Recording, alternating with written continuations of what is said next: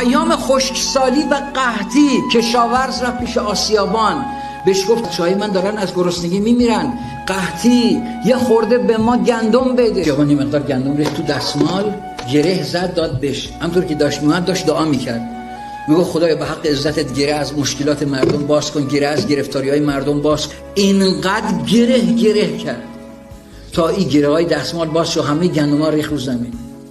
چنان عصبانی شد، رو کرد به خدا، گفت سالها نرد خدایی باختی، این گره رازان گره نشناختی؟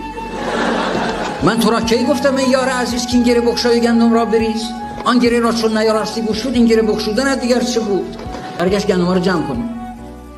چون برای جستجو خم کرد سر، دید افتاده یکی همیانه. صدایی در درون بهش گفت تو مبین اندر درختی یا به چاه، تو مرا بین که منم مفتاح راه.